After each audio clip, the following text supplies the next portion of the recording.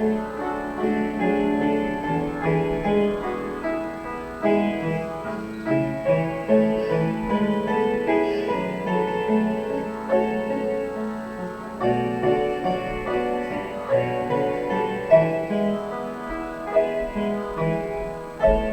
하나님, 그리스도 예수의 나라가 주의 충만한 은혜 가운데 넘치게 하시고 말씀하시는 주님 깨달아 알게 하시며 아버지 하나님께서 역사하셔서 그리스도 예수의 나라가 주의 충만한 은혜 가운데 은혜로 넘칠 수 있도록 하나님 함께하여 주시옵소서. 그리스도 예수의 충분한 은혜가 아버지 하나님 모든 성도들의 삶에 온전히 넘쳐날 수 있도록 은혜로 함께해 주시옵소서. 모든 예배의 시종을 주께 부탁드립니다. 온전히 영광 받아주시고 은혜와 말씀과 성령으로 충만한 시간 될 수 있도록 하나님 역사하시고 기름 부어 주시옵소서. 감사드리며 우리 구주 예수님의 이름으로 기도드립니다. 할렐루야. 좋으신 아버지 하나님 감사합니다. 아버지 하나님, 금요일 저녁 저희가 딴 데 가지 아니하고 하나님의 전에 나와서 말씀 보고 또 기도하며 찬양 드리게 하신 것 감사합니다. 오직 그리스도 예수의 성령으로 우리 귀한 성도들을 충만케 하시고 아버지 하나님 성령으로 기름 부으셔서 저들의 삶에 하나님의 은혜가 넘치고 주님의 능력으로 붙잡아 주셔서 모든 삶의 여정 가운데 승리하게 하시고 도우시고 베푸시는 하늘의 은혜가 넘쳐서 많은 사람들을 살리고 먹이며 입히며 또 하나님 앞으로 이끄는 데 부족함이 없는 인생을 살 수 있도록 하나님 함께해 주시옵소서. 오늘도 주께서 아버지 하나님 나왔사오니 하나님 말씀 가운데 함께 하시고 기도 가운데 응답받게 하시고 하나님 만나고 돌아갈 수 있는 기아 복된 이 시간 되게 하여 주시옵소서. 모든 예배의 시종도 주께 부탁드리며 우리 주 예수님의 이름으로 기도드립니다. 아멘. 예, 하나님의 말씀은 에레미야서 14장 1절에서부터 12절까지입니다. 예, 구약성경은 1072쪽입니다. 우리 앞에 모니터를 보시거나 구약성경 1072면을 함께 펴도록 하겠습니다. 예레미야서 14장 1절에서부터 12절까지입니다. 우리 같이 함께 찾으셨으면 읽도록 하겠습니다.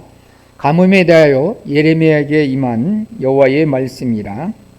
유다가 슬퍼하며 성문의 무리가 피곤하여 땅 위에서 애통하니 예루살렘의 부르짖음이 위로 오르더라.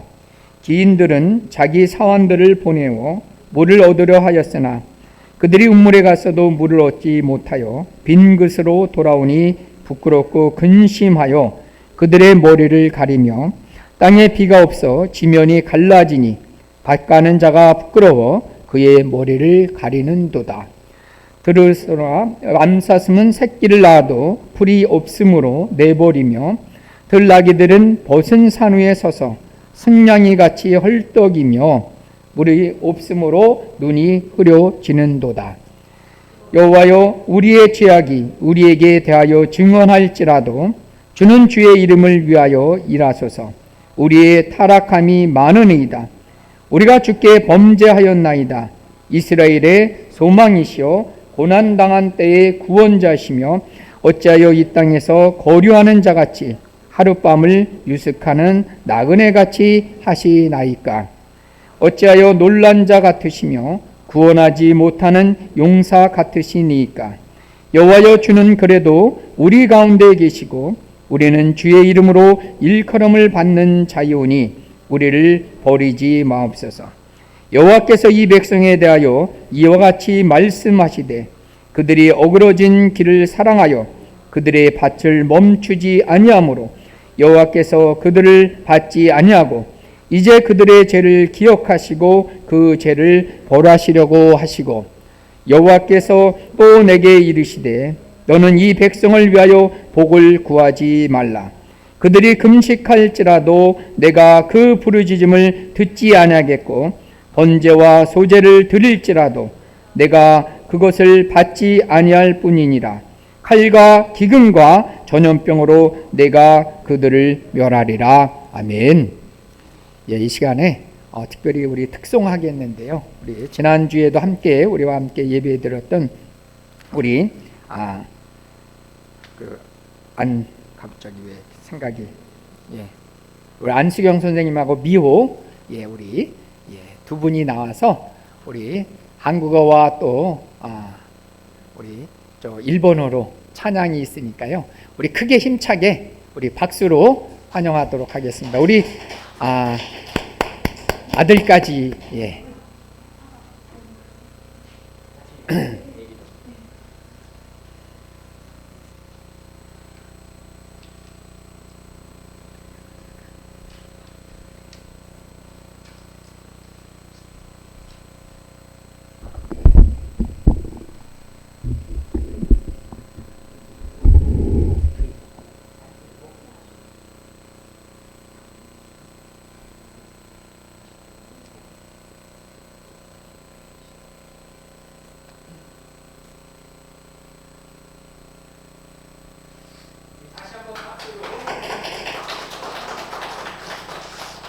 반갑습니다.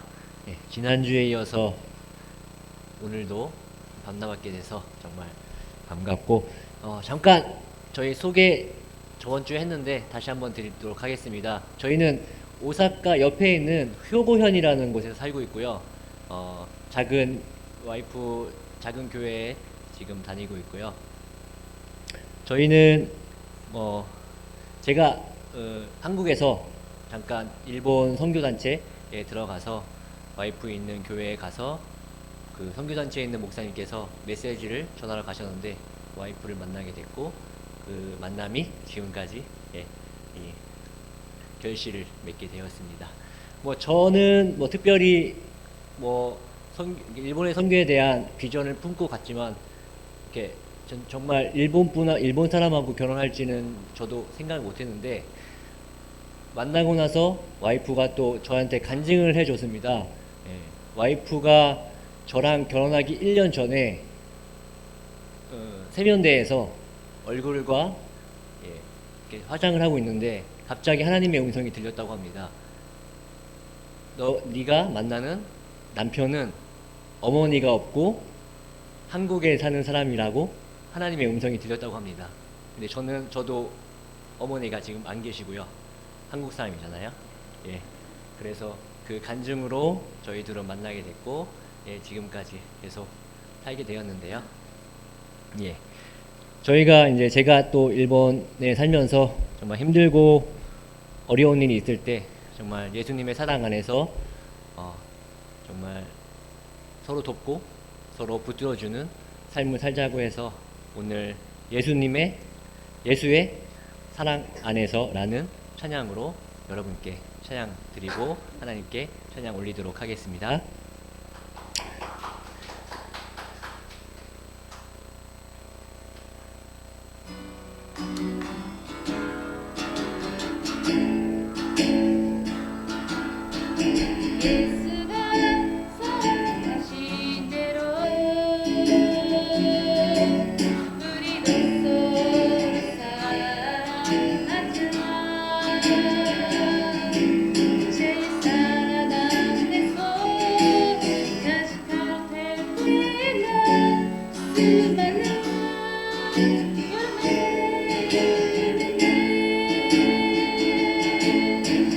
예수가 사랑하신 대로 우리도 서로 사랑하자. 자기의 친구를 위해 목숨을 버릴 만큼 위대한 사랑은 없네. 서로 붙들어주고 서로 일으켜주자. 예수의 사랑으로 다 함께 기도드리고 다 함께 기쁘게 웃자. 예수의 사랑 안에서 예수가愛したように私たちも愛し合う。その愛の中で枝となるとき多くの実を結ぶ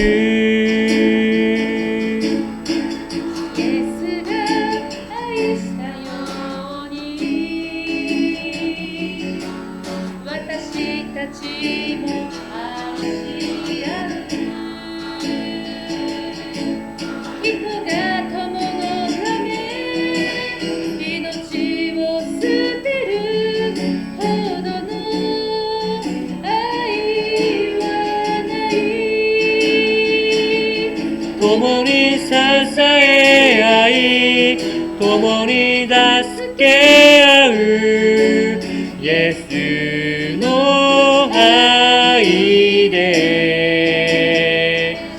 共に祈り合い共に義い合うイエスの愛の中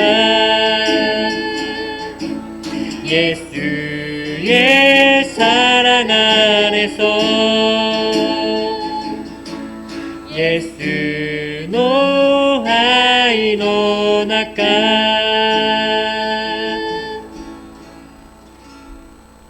우리 다시 한번 크게 박수로 우리 감사로 박수로 환영하겠습니다.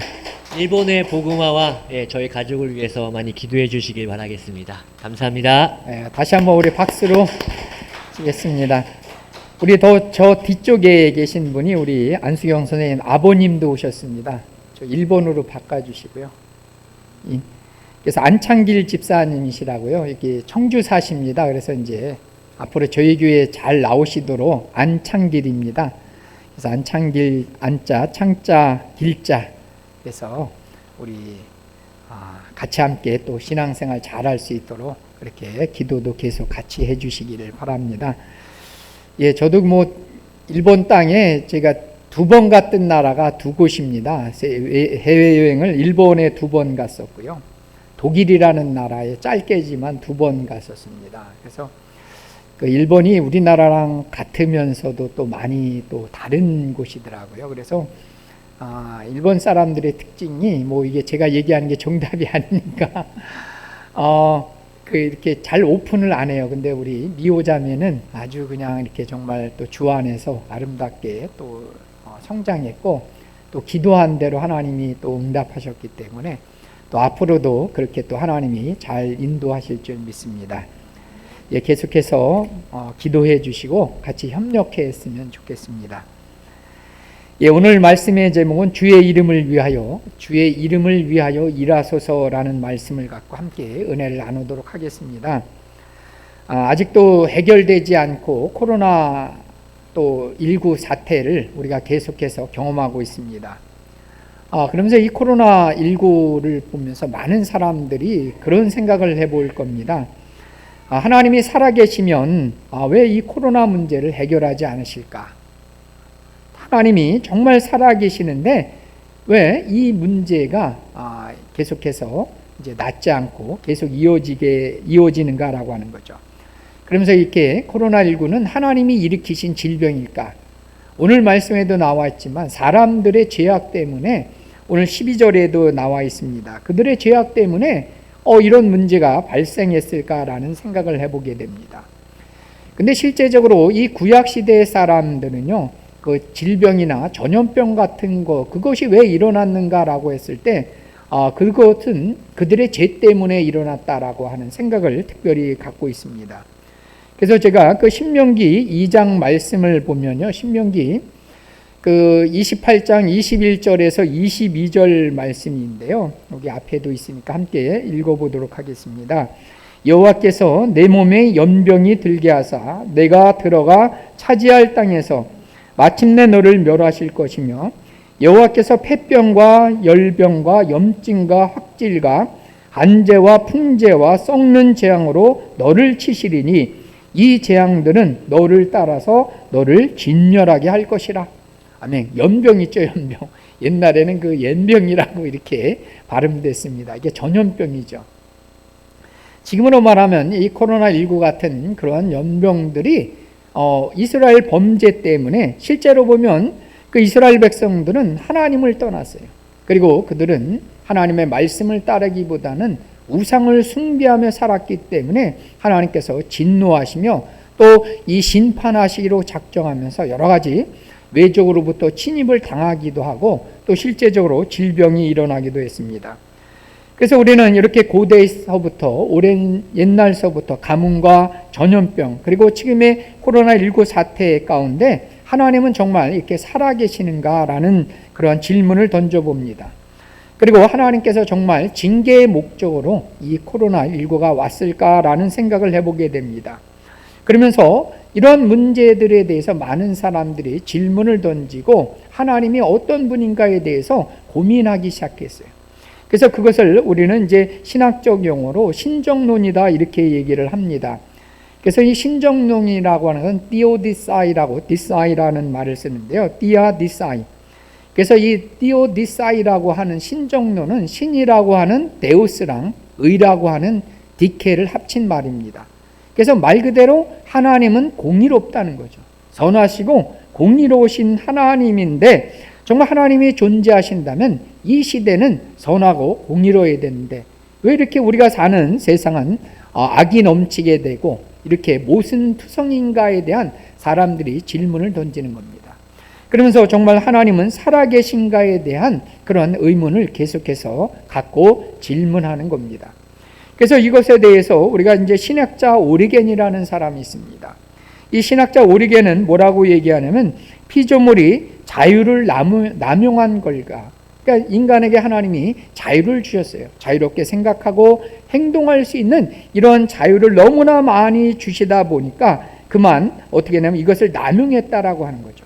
그래서 하나님이 악을 창조하신 것이 아니라 인간들이 이 자기의 자유를 남용한 결과 이 악이 득세하기 시작했다 이렇게 얘기를 했고요. 그 다음에 또 라이프니츠라고 하는 그러한 신학자는 뭐라고 얘기했냐면 이 세상은 가능한 한 최선의 선으로다가 된다는 거죠. 근데 이 악이라고 하는 것은 이 전체 중에 한 부분이라는 거죠. 그리고 이 악은 전체의 아름다움과 조화를 돋보이게 하기 위한 하나의 모조품이라는 거죠. 그래서 저도 이 말에 대해서 공감을 하는데요. 우리가 이제 짝퉁이라는 것이 있습니다. 가짜가 있어요. 근데 가짜가 많이 나온다는 것은 어떤 의미일까요? 진짜가 너무 가치가 있다는 거예요. 그것이 가치가 없으면 짝퉁을 만들지도 않아요. 그렇기 때문에 이렇게 짝퉁이 많다는 것은 그만큼 진품이 귀중하다는 거죠. 그래서 하나님은 의롭고 선하신 분이지만 때로는 인간이 죄 가운데 있고 또 하나님의 전체적인 조화 가운데 또 이 악을 만드시는 것이 아니라 이 악이 존재한다라고 볼 수가 있습니다. 그래서 이렇게 신정론에 대해서도 우리가 질문을 던지기도 하지만 우리는 스스로 살면서 뭐합니까? 이러한 재난 가운데 우리는 고통당한다는 거죠. 그래서 그것이 자연의 재해든 혹은 하나님의 심판이든지 간에 어느 쪽에서든 사람도 고통을 당하고요. 또 사람만 고통을 당하는 것이 아니라 이 자연도 함께 고통을 당하는 것을 우리가 보게 됩니다. 그래서 오늘 우리가 함께 읽었던 이 예레미야서 14장 1절의 말씀에 보니까요. 이것은 예레미야 선지자를 통해서 여호와의 말씀을 전하고 있다라고 그렇게 기록되고 있습니다. 그래서 이 선지자 예레미야는 유다가 멸망을 당할 때가 언제냐면 주전 예수님이 태어나시기 전 586년입니다. 그래서 그 586년은 될 수 있으면 기억하시는 게 좋습니다.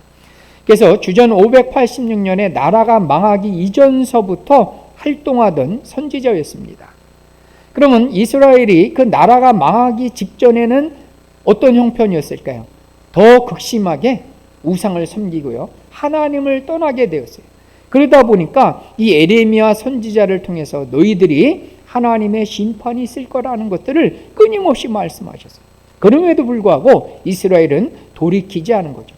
여호와 하나님께로 돌아가지 않았기 때문에 어쩔 수 없이 하나님께서는 이스라엘을 바벨론이라는 나라를 들어서 멸망시키기로 작정합니다.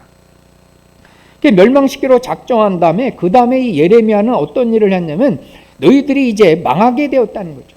그래서 살 길은 빨리 바벨론에게 항복하는 길만이 살 길이라는 것을 전했어요.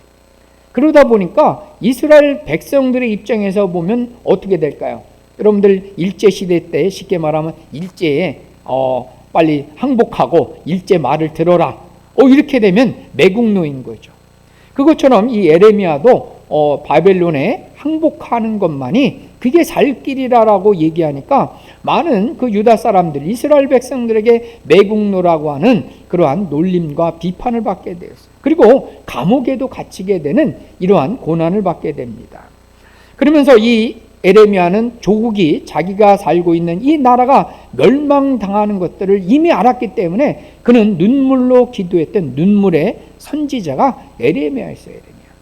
그래서 오늘 우리가 함께 읽었던 1절서부터 6절까지를 우리가 보면 이스라엘에게 당한 가뭄이 소개되고 있어요. 그래서 이런 가뭄으로 인해서 귀인들은 이제 높은 재산이 많이 있어도 아무리 지위가 높아도 가뭄이 되니까 그만 어떻게 됐어요? 먹을 물이 없는 거예요. 가축에게도 마실 물이 없게 되는 거죠. 이렇게 사람들만 고통을 당하는 것이 아니라, 그러니까 우리가 우상 숭배하고 하나님의 심판이 임해지면 사람만 고통당하는 게 아니에요.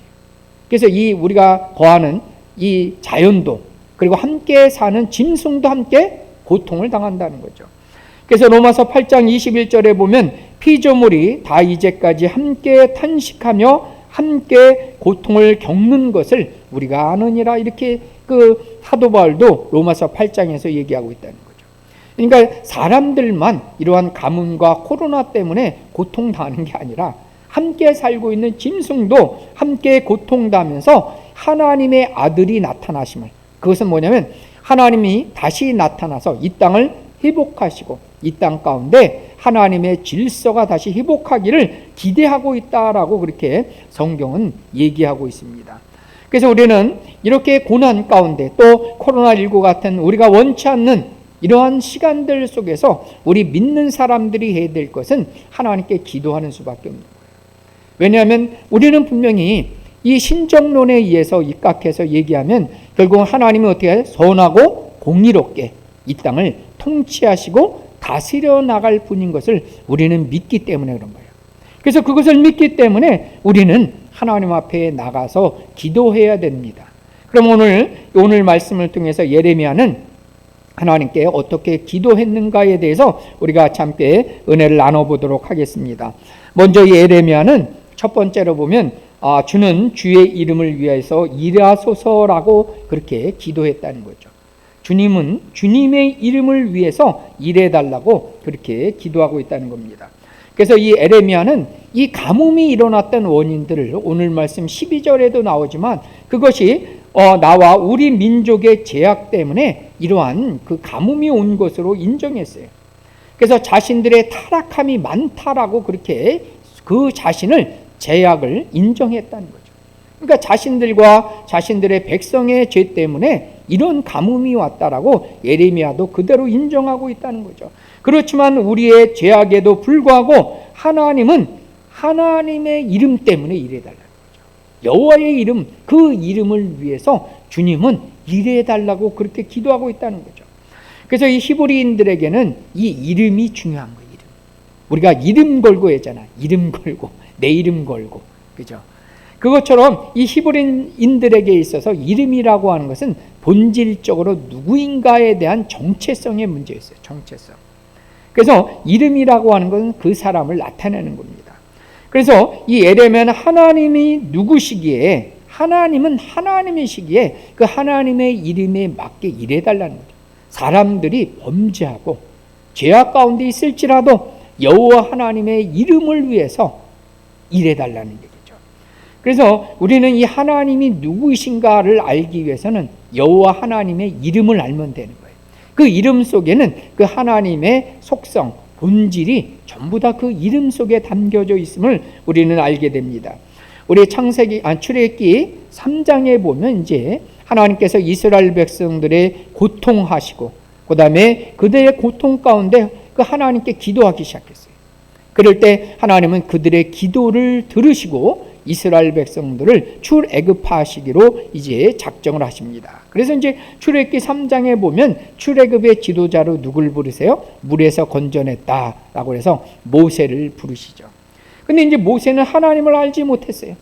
그래서 하나님이 내가 너를 지도자 삼아서 너를 이스라엘 백성들을 이제 출애굽시키겠다라고 얘기하니까 모세 입장에서는 그러죠. 당신이 누군가인데 우리를 그렇게 출애굽시키느냐라는 질문을 던지게 됩니다. 그럴 때 이 하나님께서는 이 출애굽기 3장 13절에 보면 이제 하나님이 자기가 누구이신지를 얘기해 주고 있어요. 그래서 우리 출애굽기 3장 13절 말씀을 같이 한번 읽어보겠습니다. 모세가 하나님께 아뢰되 내가 이스라엘 자손에게 가서 이르기를 너희의 조상의 하나님이 나를 너희에게 보내셨다 하면 그들이 내게 묻기를 그의 이름이 무엇이냐 하리니 내가 무엇이라고 그들에게 말하리이까. 그죠? 이게 도대체 누구이길래? 그러니까 이스라엘 사람들은 특별히 이름이 중요했어요. 이름은 그 정체성이고 그 사람이 뭐 하는 분인가를 그 이름 속에 다 담겨져 있다는 얘기죠. 그래서 여러분들도 우리 자녀들의 이름을 지을 때 그 이름 속에는 뭐예요? 먼 미래에, 그죠? 그렇게 살기를 바라는 소망도 담겨져 있는 것처럼 이스라엘 백성들은 도대체 우리를 출애굽시킨 그 하나님이 누구인가에 대한 질문을 던지고 있다는 거죠. 그럴 때 하나님은 3장 14절에 그렇게 얘기하셨어요. 같이 한번 읽어보겠습니다. 하나님이 모세에게 이르시되 나는 스스로 있는 자이니라. 또 이르시되 너는 이스라엘 자손에게 이같이 이르기를 스스로 있는 자가 나를 너에게 보내셨다 하라. 그래서 하나님의 이름이 뭐냐라고 했을 때 스스로 있는 자예요. 영어로만 I am who I am. 나는 나라는 거죠. 그래서 이 스스로 있는 자라고 하는 뜻이 히브리어는 야훼라는 뜻을 씁니다. 여호와 하나님. 그죠? 그래서 이 여호와 하나님은 스스로 계신 하나님이세요. 스스로 계신다는 것은 그들은 피조된, 만들어진 것이 아니라 영원부터 영원까지 계시는 자존하시면서 창조주 하나님이 되신다는 얘기예요.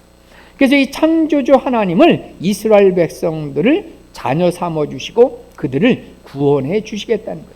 그래서 우리는 이 여호와 하나님의 이름의 뜻은 크게 두 가지가 있어요. 지금처럼 그 자존하신 하나님, 지존하신 하나님이라는 뜻도 하나 있고요. 또 이 여호와 야훼 하나님의 뜻에는 두 가지 뜻인데 그 두 번째는 뭐냐면 약속의 하나님이세요. 그래서 우리는 구약 성경 속에서 우리는 여호와 하나님 나오면 우리는 뭘 기억해야 돼요? 하나님의 약속을 기억하는. 그래서 구약은 언약이죠. 그 성경에서는 약속이라고 안 하고 언약이라고 합니다. 그래서 성경은 구약과 신약, 약속의 책, 언약의 책입니다. 우리는 그것을 믿죠. 그래서 이 언약을 하시고 그 다음에 그 언약을 신실하게 이루어 나가시는 그 하나님이 누구세요? 그 야훼 하나님이세요. 여호와 하나님이세요. 그래서 우리는 기억해야 됩니다. 하나님께서는 이스라엘 백성들을 그냥 은혜로 사랑으로 택하셨어요. 그래서 가장 작은 민족이지만 그들을 선택하시고 하나님의 자녀 삼으시고 그들을 끝까지 책임지시고 가나안 땅으로 이끌어 주시는 분이 하나님이세요. 거기에는 우리 사람들이 이스라엘 백성들이 죄악에도 불구하고 하나님은 뭐 때문에요? 한 번 언약하셨기 때문에, 한 번 약속하셨기 때문에 끝까지 이스라엘 백성들을 돌보시고 이끌어 주시는 하나님이 되신다는 겁니다.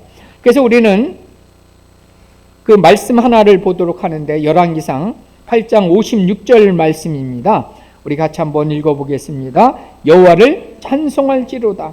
그가 말씀하신 대로 그의 백성 이스라엘에게 태평을 주셨으니 그 종 모세를 통하여 물은 말씀하신 그 모든 좋은 약속이 하나도 이루어지지 아니함이 없도다. 아멘. 아멘이시죠. 이 모세를 통해서 약속하신, 여러분 이 성경은 우리가 그래서 약속의 책이에요. 약속의 책. 구약과 신약 얘기했잖아요. 근데 그 약속을 누가 이루세요? 하나님이 이루시는 거예요. 그러니까 우리는 걱정할 게 없어요. 우리가 때로는 실수하죠. 우리는 넘어지죠. 우리는 죄를 짓기도 하죠. 그럼에도 불구하고 그 신실하게 그 약속을 지켜나가시는 분이 누구세요? 하나님이 하신다는 거, 하나님이. 그래서 오늘 이 예레미야는 여호와의 이름 때문에 이래달라는 거죠. 여호와의 이름은 뭐예요? 창조주, 우리를 만드신 하나님, 그리고 약속하신 하나님, 그 약속을 이루시는 그 여호와 하나님의 이름 때문에 하나님께서 뭐예요? 이 백성을 구원해 달라고 그렇게 기도하고 있다는 거예요.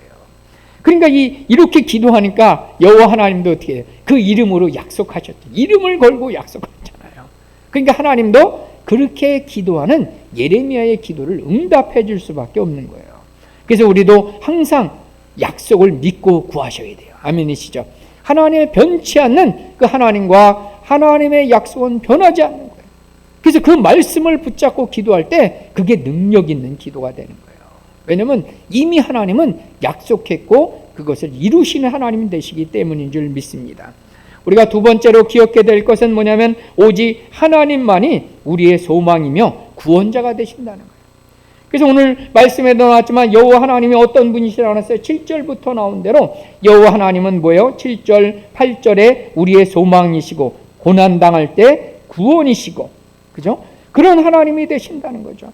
그러면서 그 하나님이 어떻게 하세요? 나그네처럼 우리를 대하지 말아달라는 거죠. 나그네는 뭐예요? 그냥 왔다가 가는 사람이에요. 근데 오늘 말씀해 보니까 하나님은 뭐예요? 나그네처럼 우리를 떠나시는 분이 아니다라는 거죠. 그러면서 여러분 9절에 보니까 9절 말씀해 보니까 뭐라고 나왔어요? 여호와 하나님은 우리 가운데 계신 하나님이세요. 우리 가운데. 그것은 뭐예요? 영원토록 우리를 떠나지 않는 하나님이 되신다는 거예요. 그래서 여러분들 신약적 개념으로 얘기하면 이게 뭐가 되는 거예요? 임마누엘 하나님이시죠. 임마누엘 하나님. 영원토록 우리와 함께 하시는 그 하나님. 여러분 부활 승천하실 때도 예수님의 마지막 약속은 뭐였어요? 마태복음 28장 그 20절에 내가 세상 끝날까지 아멘. 그죠? 너희와 항상 함께 있으리라. 이게 하나님의 마지막 약속이었어요. 마지막 약속. 그분은 영원토록 우리와 함께 하신다는 그 사랑의 하나님이세요. 그 하나님이 그 약속을 오늘도 신실하게 지켜나가는 거예요. 우리가 잘할 때도 함께 계시지만 우리가 범죄하고 연약하고 부족할 때도 하나님은 늘 우리를 떠나지 않으세요. 떠나지 않으신다는 거죠. 그래서 우리 가운데 계신 그 하나님이 우리의 죄악이 있을지라도 하나님은 우리를 용서하시고 긍휼히 여겨달라고 그렇게 에레미야는 기도하고 있다는 거죠. 그래서 우리는 에레미야 다음에 나온 게 에레미야 애가입니다. 그래서 애가를 그래서 5장에 걸쳐서 애가는 슬픈 노래를 지었어요. 그래서 그렇게 아름답고 웅대했던 예루살렘 성이 멸망을 당하고 폐허가 되는 것을 바라보면서 이제 망하기 전이었는데 에레미야는 그것을 미리 바라보면서 그는 슬피 울면서 그렇게 애가를 지었어요. 근데 이렇게 애가만 지은 것이 아니라 항상 이 성경은 소망을 얘기해요. 슬픔으로 끝난 게 아니라 항상 구약의 모든 선지서든 예언이든지 간에 우리가 꼭 기억해야 될 것은 회복을 노래해요. 거기서 하나님이 다시 일어나서 그 회복을 다시 하실 것을 기대하면서 노래하고 있다는 거죠. 그래서 에레미야서 보시면 그 3장 제가 좋아하는 22절 23절 말씀인데요. 우리 같이 한번 읽어보겠습니다. 여호와의 인자와 긍휼이 무궁하심으로 우리가 진멸되지 아니할지니이다. 이것들이 아침마다 새로우니 주의 성실하심이 크시도소이다. 아멘. 다시 한번 읽어볼까요? 여호와의 인자와 긍휼이 무궁하심으로 우리가 진멸되지 아니함이니이다. 이것들이 아침마다 새로우니 주의 성실하심이 크시도소이다. 이것이 뭡니까? 이것이 여호와의 인자하심과 긍휼하심이에요. 아침마당은 날마당이라는 거죠. 날마당. 여러분의 삶에도 하나님의 날마다 넘치는 게 뭐예요? 인자와 긍휼하심이에요. 여러분 그것이 없다면 어느 사람도 이 자리에 앉아 있을 사람이 없는 거예요. 우리는 다 진멸되는 거예요. 하나님의 진노 가운데 멸망당해야 될 존재인데 하나님의 뭐가 크신 거예요? 인자와 긍휼하심이 넘치는 거예요. 그러니까 우리가 진멸되지 않고 지금도 살면서 이 자리에 앉아서 하나님께 찬양드리는 겁니다. 그래서 우리는 항상 기도해야 되는 거예요. 우리의 죄악을 물론 죄악 가운데 있을지라도 그 인자하심과 긍휼하심이 크기 때문에 그것을 믿으면서 그것을 의지하면서 오늘도 하나님께 믿음으로 나가시고 긍휼하심을 기대하시고 다시 회복하심을 구하면서 나갈 때 하나님께서는 반드시 우리의 삶을 다시 회복시키시고 용서를 베풀어 줄 줄 믿습니다. 우리 세 번째죠. 세 번째는 번제와 기도를 하나님은 받지 않으신대요. 그래서 받지 않으신다 하더라도 우리는 어떻게 해야 돼요? 계속해서 기도하고 부르짖어야 된다는 얘기예요. 오늘 여러분들 오늘 말씀의 10절부터 12절에 보니까 하나님이 뭐라고 말씀하세요? 오늘 말씀의 10절서부터 보면 여호와께서 뭐라고 말씀하세요? 너희들은 이미 어그러진 길을 갔다는 거죠. 그래서 이 멸망받아 마땅한 족속이라는 거죠. 그러면서 여러분들 그 죄에 대해서 벌을 내리신다고 그랬어요. 10절에 보니까. 근데 11절에 또 뭐라고 그랬어요? 또 이르시되 너는 이 백성을 위하여 복을 구하지 말라는 거죠. 이 하나님이 복을 구하지도 말래요. 그러면서 12절에도 뭐예요? 금식하고 부르짖지라도 하나님이 내가 듣지 않겠다는 거예요. 그 다음에 번제와 소제를 드릴지라도 내가 그것들을 받지 않고 칼과 기근과 전염병으로 내가 그 이스라엘 백성들을 멸하겠다라고 그렇게 얘기하는 거예요. 그러면서 이 하나님의 심판이 이스라엘에게 내리겠다는 얘기를 하고 있어요. 기도하지도 말라는 얘기예요. 그럼 우리가 기도하지 말라고 했으면 기도하지 말까요? 그럴수록 어떻게 돼요? 더 매달려야 되는 거예요. 더 매달려야 되는 거예요. 그래서 여러분들 우리가 부모들이 가끔가다 집 나가라는 부모들이 있죠. 근데 아이들이 그거 진짜로 나가면 안 되는 거잖아요. 집 나가면 더 어떻게 돼요? 부모한테 매달려야 되는 거죠.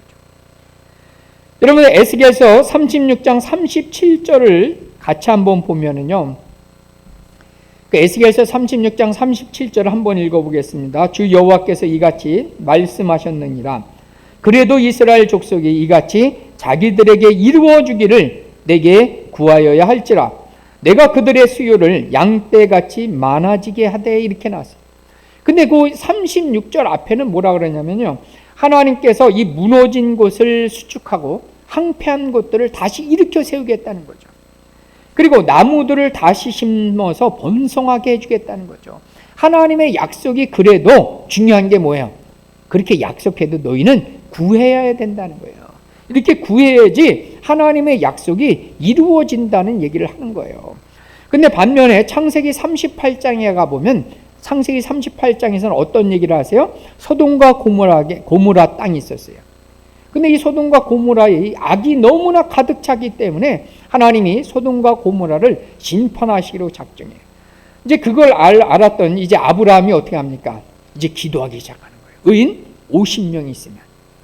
그러니까 하나님이 멸망하지만 이 아브라함의 기도는 뭐예요? 의인이 함께하면 이 소돔 땅을 용서해 달라는 거죠. 왜냐하면 이 악인은 멸할 수 있지만 그 가운데 의인이 있으면 용서해 달라는 거예요. 여러분 이게 성경적인 원리예요.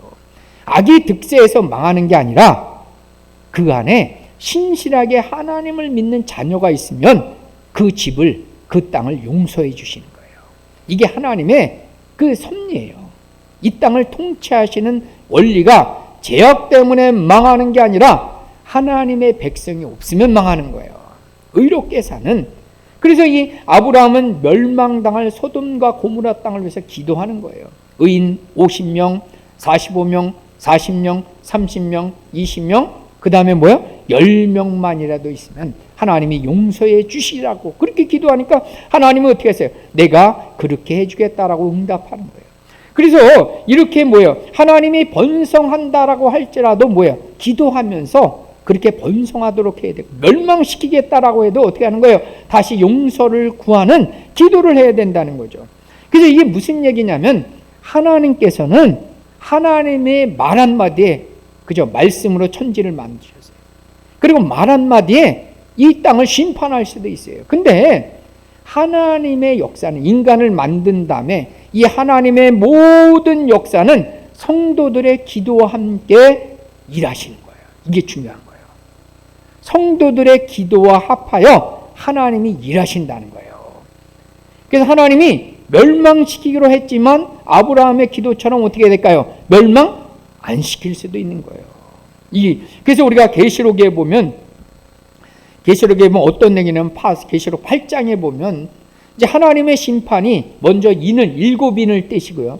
그 다음에 7 나팔을 떼시고 마지막에 7 대접을 통해서 이 땅에 죄를 심판하세요. 근데 이 7 인을 떼시고 이제 두 번째 재앙인 7 나팔을 이제 불기 전에 거기에 어떤 사건이 나오냐면 오늘 함께 읽은 계시록 8장 4절 5절 말씀이 나와요. 우리 같이 한번 읽어보겠습니다. 당연히 성도의 기도와 함께 천사의 손으로부터 하나님 앞으로 올라가는지라. 천사가 향로를 가지고 제단에 불을 담아다 땅에 쏟음에 우레와 음성과 번개와 지진이 나더라. 여러분, 이 향로는 뭐냐면 이 진노의 심판의 향로예요. 근데 그 안에 뭐가 담겨져 있어요? 성도의 기도가 담겨져 있는 거예요. 성도의 기도가 가득 차면 그것을 가지고 이 땅 가운데 그 죄악이 임한 곳에 하나님께서 죄악해달라고, 아니면 용서해달라는 긍휼을 위하는 그 기도가 가득히 채워졌을 때 그 향단을 이제 어디다 쏟아는 거예요? 이 땅에다 쏟는 거예요. 그래서 이제 심판이 본격적인 이제 두 번째 심판이 나팔 재앙이 시작되는 거예요. 그것처럼 이 하나님께서는 이 성도들의 기도와 함께 일하시는 분이세요. 그래서 그만큼 우리가 기도하는 게 중요한 거예요. 하나님은 얘기했지만 얼마든지 말 한마디에 그냥 살리고 죽이실 수 있는 거예요. 근데 인간을, 우리를 만드시고 난 다음에 우리의 기도에 따라서, 그죠? 긍휼을 구하는 기도가 있으면 하나님께서 멸하려고 해도 용서하시는 거예요. 반대로 또 그 하나님의 심판이 임하도록 기도하면 하나님이 그렇게 역사하실 수도 있다는 거죠. 그래서 우리는 가장 중요한 것은 이 땅을 위해서 우리는 기도해야 되는 거예요. 여러분들이 사는 땅, 그래서 제가 금요일마다 계속 기도하는 게 청주 땅, 이제 일본 땅을 위해서도, 오사카를 위해서도 기도해야 되고요. 우리의 지경이 넓어져야 돼요. 기도의 지경이. 아멘이시죠? 넓어지셔야 돼요. 우리는, 여러분들 세상 사람들은 땅 사서 넓히잖아요. 우리는 영적으로 넓히는 거예요. 청주 땅은 내 땅, 그죠? 우리 땅이 되는 거예요. 우리 땅. 그래서 우리는 이 청주 땅에, 우리가 살고 있는 땅에, 그 다음에 여러분들의 족계는 가정 위에 하나님의 나라가 임하도록 기도해야 되는 거예요. 그러지만 하나님이 그 저주를 쏟으려고 해도 여러분들이 기도하면 그 땅에 회복의 역사가 일어나는, 이게 기도의 능력이에요. 그게. 그래서 우리는 이 에스겔서를 보면은요, 에스겔서 그 22장 30절 말씀을 우리가 이것도 잘 기억해 두셔야 될 말씀인데요.